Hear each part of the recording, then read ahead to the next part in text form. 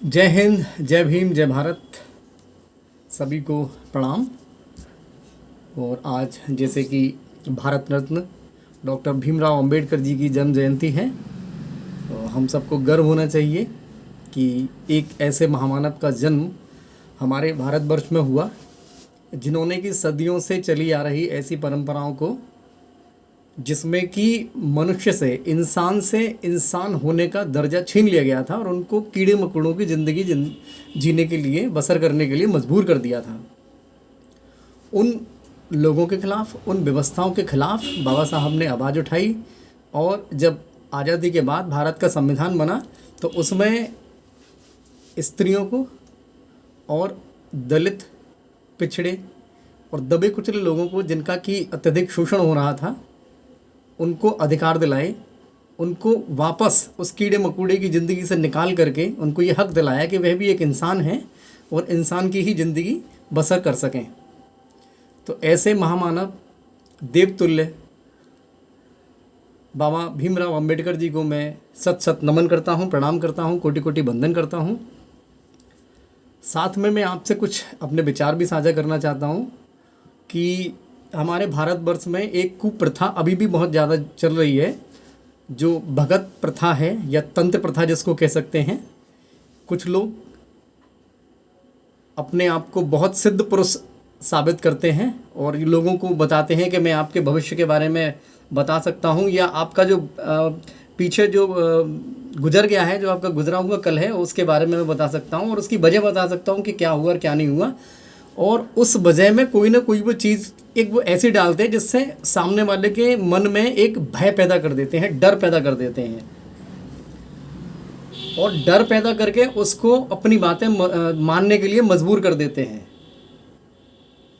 तो मैं आपसे यही कहना चाहूँगा कि आप खुद भी शिक्षित बने, अपने बच्चों को भी शिक्षित बनाएं, क्योंकि शिक्षा एक ऐसा हथियार है जो हमारी बुद्धि को एक अदृश्य हथियार प्रदान करती है। हमारे पास कोई हथियार किसी को दिखाई नहीं पड़ेगा, लेकिन वो हमारी बुद्धि, हमारे मस्तिष्क के अंदर होगा, जिससे कि विपरीत परिस्थितियों से हम निकल सकते हैं। तो वो लोग, उन लोगों का जो इस तरह के भगतगिरी या तांत्रिकगिरी करते हैं, उनका टारगेट मुख्य रूप से महिलाएं होती है, क्योंकि हमारे समाज में और खासकर जो पिछड़े इलाके हैं, गांव देहात भी हैं, वहाँ पर जो महिलाएं हैं वे शिक्षित नहीं हैं।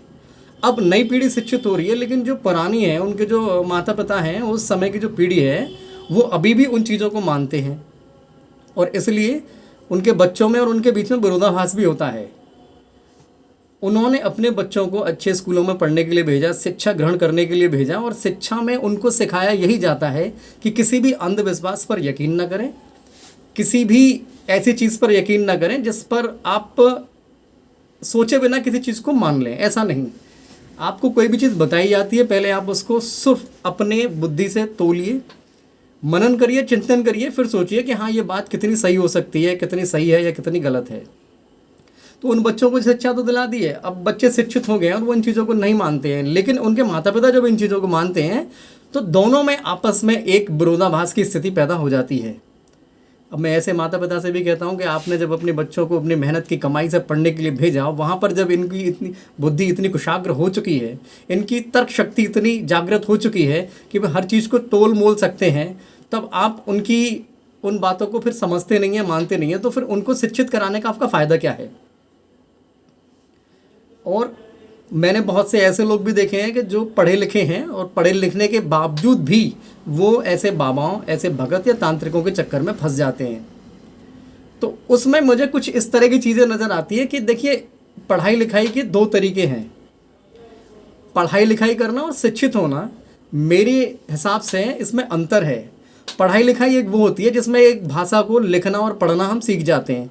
मैं जो इस समय बोल रहा हूँ, मैं इसको लिख सकूँ और लिखे हुए को पढ़ सकूँ। एक तो ये पढ़ाई लिखाई होती है कि हम अपने विचारों को अपने मुंह से जो व्यक्त कर रहे हैं, अपनी ज़बान से जो व्यक्त कर रहे हैं, उसको हम कागज़ पर लिख सकते हैं, पढ़ भी सकते हैं। तो एक तो लिखाई पढ़ाई ये होती है, और अपने व्यवसाय करने हेतु कुछ जोड़ गुणा घटाओ ये सब हम सीख सकते हैं। तो ये तो केवल लिखाई पढ़ाई हो गई। शिक्षित होने का मतलब कुछ और होता है। शिक्षित होने का मतलब ये होता है कि आपकी बुद्धि के अंदर वो तर्क क्षमता आ जाए कि सामने वाला अगर आपसे कुछ भी कह रहा है तो पहले उसकी बात आंख बंद करके, अंधविश्वास जिसको कहते हैं, आंख बंद करके उसकी बात मानने से पहले अपने दिमाग से सोचिए कि या ये व्यक्ति जो कह रहा है हमारे बारे में ये कितनी सही हो सकती है, और अगर हमारे कुछ भेद इसको मालूम हो रहे हैं तो हो सकता है कि हम उनके बारे में आपस में किसी न किसी से चर्चा करते रहते हों। और वो चर्चा बात की एक विशेषता होती है कि जिस कोई भी बात जब मुंह से निकलती है ना तो वो एक जगह नहीं रहती है, वो दो चार मुंह तक पहुंचती है, फिर दो चार मुंह से और दो चार मुंह तक, तो वो आपस में इस तरह से फैलती चली जाती है। और इस तरह के जो लोग होते हैं जो भगत विद्या या तंत्र विद्या करते हैं वो बड़े माहिर होते हैं। माहिर देखिए हर कोई अपने प्रोफेशन में होता है। एक शिक्षक है वो अपने प्रोफेशन में माहिर होता है कि वो शिक्षा बच्चों को समझाने के लिए किस तरह के एग्जाम्पल दे जो बच्चों की चीज़ें समझ में आ जाए। एक दुकानदार है अपना सामान बेचने के लिए वो अच्छी तरह से कन्विंस करता है, ग्राहक को समझाने की क्षमता रखता है, तब वो अपना काम कर पाता है। कोई भी व्यक्ति जब कुशल हो जाता है तो वो अपना जिस व्यक्ति के सामने समक्ष अपनी बातें रखता है तो वो उसको साइकोलॉजिकली विवश कर देता है अपनी बातें मानने के लिए। वैसे ही इनका काम होता है, ये इनका काम है। और हो सकता है ये आपसे बदले में कुछ नहीं मांगेंगे, लेकिन जब कुछ चीज़ें समय के अनुसार परिवर्तित होती हैं, अगर कुछ चीज़ें पॉजिटिव किसी की ज़िंदगी में हो जाती हैं, जिसकी में नहीं होती वो उनके पास नहीं जाएगा दोबारा, लेकिन जिसकी में हो जाती हैं वो कम से कम आगे 20 लोगों को बताएगा, अरे मैं उस बाबा के पास गया, उसने ऐसा चमत्कार कर दिया, मेरी ज़िंदगी में ये हो गया। उस 20 ने जिन 20 लोगों को बताई उन 20 ने और 20 लोगों को बताई, वो भी वहाँ आने लगे। अब हर 20 में से अगर एक दो बंदे को भी समय के हिसाब से अगर उसकी परिस्थितियाँ चेंज हो रही हैं तो उसका क्रेडिट उनको मिल जाता है, बाबा को या तांत्रिकों को उनको मिल जाता है। तो भैया उनको तो 20 में से एक या दो बंदे मिलते रहे ना तो उनका काम चलता रहता है। फिर वो फिर भी आपसे कुछ नहीं मांगेंगे, आप स्वेच्छा से उनके चरणों में अदा कर आएंगे, स्वेच्छा से उनके चरणों में अर्पित कर आएंगे। तो ये बड़ा स्मार्ट बिजनेस है जो आजकल के ये भगत या तंत्र विद्या करने वाले लोग कर रहे हैं। और इसकी जद में अधिकतर वही लोग आ रहे हैं जो शिक्षित नहीं है, पढ़े लिखे हो सकते हैं, भाषा को लिखना पढ़ना जान सकते हैं, हिसाब लगाना जान सकते हैं, लेकिन शिक्षित होने का मतलब होता है तार्किक होना।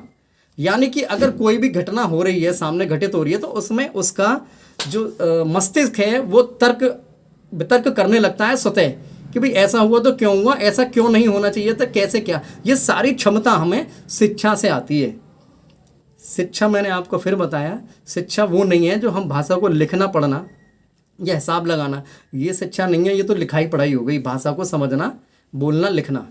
शिक्षा वो होती है जब आपका दिमाग, आप तार्किक क्षमता, आपकी बौद्धिक क्षमता इतनी स्ट्रांग हो जाए कि आप सामने वाले की किसी भी बात को आंख बंद करके माने नहीं। एक एग्जाम्पल मैं देना चाहूँगा कि बहुत पहले जब मैं भी छोटा था, मैंने ये चीज़ें देखी हैं कि जब हम किसी बस से निकल करके जाते थे, बस में बैठ करके जा रहे हैं और रास्ते में कोई पुल पड़ता है, वहाँ कोई नदी है या कोई गंगा है, पवित्र गंगा है, तो वहाँ पर लोग बाग अपनी जेब में से सिक्के निकाल करके डालने लगते थे।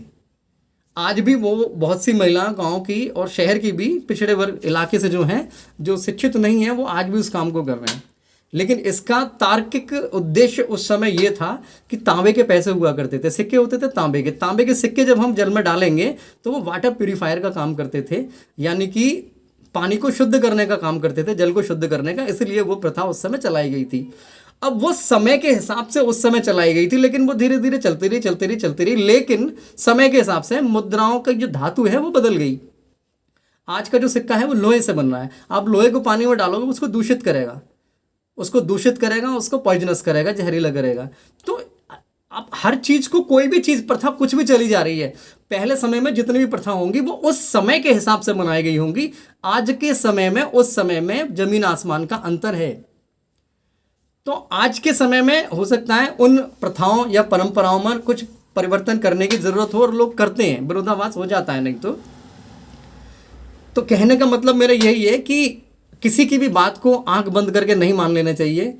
और एक बात आप बिल्कुल स्टाम्प पेपर पर लिख लीजिए कि आपका भला आपके माता पिता या आपके भाई बंधु, बेटा, जो भी है, परिवार के शख्स ही आपका सबसे ज़्यादा भला सोच सकते हैं, और परिवार से बाहर का शायद आपका भला नहीं सोच पाएगा। और ऐसे व्यक्ति तो ज़िंदगी में नहीं जिनका आपसे कोई लेना देना नहीं है।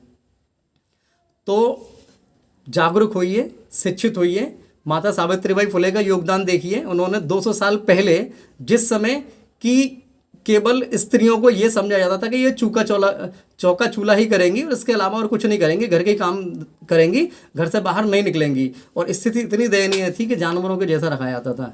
किसी वर्ग की महिला हो, किसी वर्ग का मतलब है ये जाति भेदभाव जो चलता है हमारे यहाँ पर, ये दुर्भाग्य की बात है। किसी भी जाति वर्ग की महिला हो तो उनको पढ़ाई लिखाई का कोई अधिकार नहीं था, वो घर के ही काम किया करती थी। और आज देखिए कि हमारे अपने आस पड़ोस में देख लीजिए, आप जो भी लोग मेरे वीडियो देख रहे होंगे, आपकी भी बहन बेटी कोई ना कोई पढ़ाई कर रही होगी या कर चुकी होंगी। हम लोग अपने बच्चों को शिक्षित करते हैं। हमारी सबसे पहली प्रायोरिटी जीवन में यही होती है कि जब हमारे बच्चे होते हैं तो जैसे ही वो 3 साल का होता है, हमको चिंता होने लगती है कि भाई इसका एडमिशन कराइए, इसको पढ़ाने भेजते हैं हम। क्यों? क्योंकि शिक्षा जीवन का आधार है।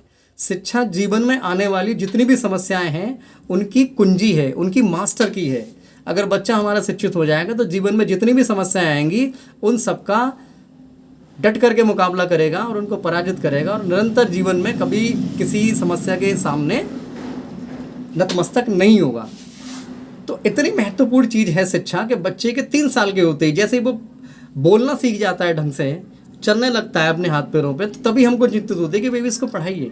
और जब हम इतनी शिक्षा का इतना मान करते हैं, इतना समझते हैं, तो फिर जब वो बच्चे शिक्षित हो जाते हैं, पढ़ लिख करके बड़े हो जाते हैं, तो हम उनकी अनदेखी क्यों करें?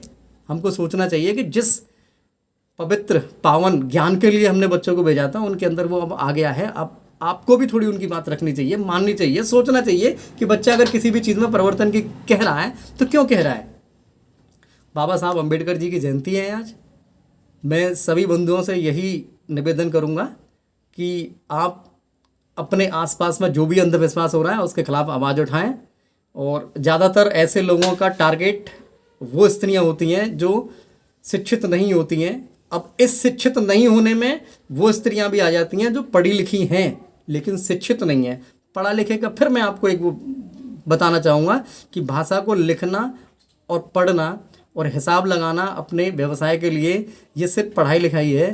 शिक्षित होने का मतलब ये है कि आप सामने वाले की बातों को अपनी बुद्धि से, तर्क शक्ति से तौलिए, क्या सही है या क्या गलत है, उसके हिसाब से आप जीवन में बढ़िए। किसी की भी बातों को आंख बंद करके अंधा विश्वास मत करिए, नहीं तो आप अपने परिवार में कलह कर बैठेंगे।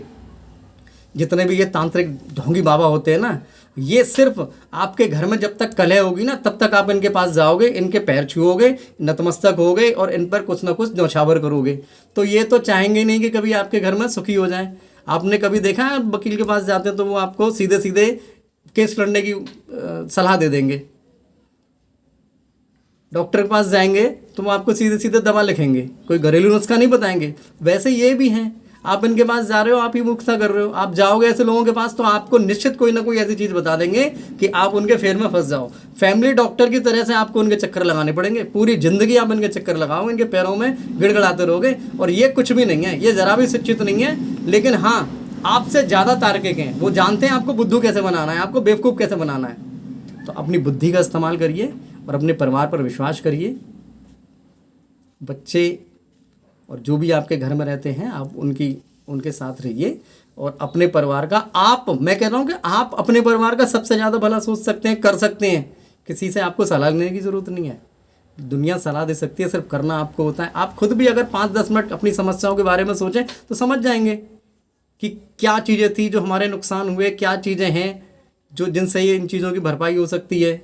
और समय है, धूप छाँव जीवन में आती है, सुख और दुख जीवन में आते आते हैं। ऐसे घबराना नहीं चाहिए, यही ज़िंदगी है, यहीं पर सब रह जाना है। किसी के पास कोई कितनी कोठी बंगला कोई कितना खड़ा कर ले, कोई कितने अलमारियां भर दे अपनी नोटों से, 2-2 हज़ार के नोटों से, 500 के से, सब यहीं पर रह जाने हैं। इसलिए मस्त रहो और अपने जो भी काम कर रहे हो उसको करते रहिए अपने पूरी प्रसन्नता के साथ। और इन लोगों के चक्कर में अगर पड़े तो आप अपनी की ज़िंदगी झंड हो जाएगी। लिखवा लीजिए स्टाम्प पर। जय हिंद, जय भारत, जय भीम, वंदे मातरम।